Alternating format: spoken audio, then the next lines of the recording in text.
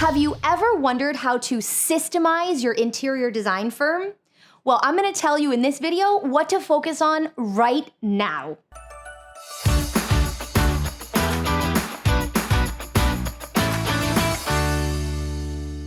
In this video, I'm gonna walk you through the 7 most important things for you to systemize in your interior design business in order to realize the most profits. And who doesn't want that? So let's dive in. Number 1, you have to systemize your sales process. Now that looks like, how do you get a lead? How do you bring that lead into the process and system that you take them through? And how do you show up in sales? Sales has to be systemized in order for you to land projects more often than not. So one thing you can consider is create a sales template. And that's what I do. I have a template for sales, and every time I'm in a sales conversation, I follow that same outline. And by the way, it's the same outline that Warren Buffett's salespeople use. Number 2, have a clear system for how you deliver a project. You're going to want to have clear steps that you take a client through every single time.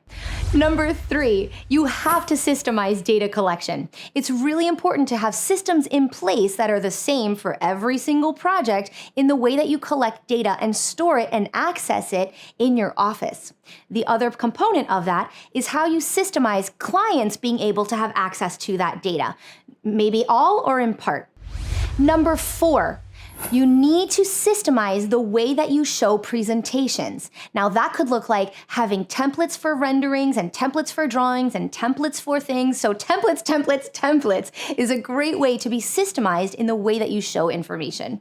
That saves you so much time for reals. Number 5, you have to get systemized in the way that you are doing your billing. It's not okay to charge a little bit later sometimes, charge a different way another time. It has to be the same every time, and it has to be on the mark every time.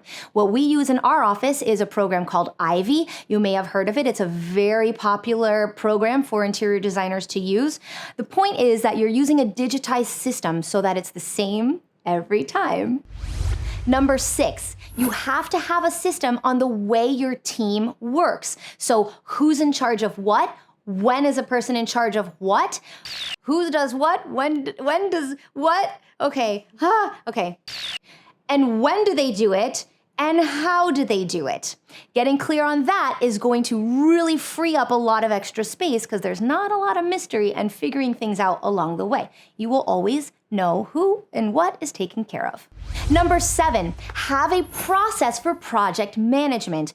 One example for a really powerful tool is to have checklists. For example, whenever we go to close out a project, we bring a checklist that says, everything good with electrical? Check. Everything good with plumbing? Check. And then I have a checklist for all of the purchases that we made. Is this item here? Check. Is this item here? Check. And we go one by one and systemize that so that we never forget anything and we're able to deliver excellence.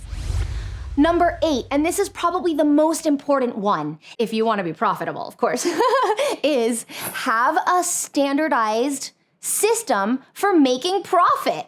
And so here's a couple of ways that that can look.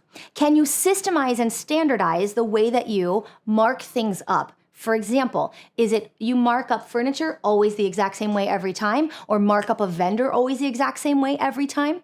The other example or way that you can systemize profits is, and this is very important, so hear me here and take a minute to let this sink in. Pay yourself profits first. And so this is a system and a practice really that if you get good at, you will always have profits. But wait a second, if you feel like, but hold on, I don't have any profits. Whoa, okay, stop the car. That's something we really gotta deep dive into. And if that's something that I can support you with, I'd be happy to jump on my calendar and book a call with me at thedesignershotline.com. And let's discover what's in the way of you making profits. I would be excited to do that with you. All right, remember, one really important way to grow your business is to be intentional with business growth. And a really important, powerful way to do that is through learning. So like and subscribe because on this channel, I'm dedicated to bringing you a lot of learning. All right, designer, you know what I know? You've totally got this.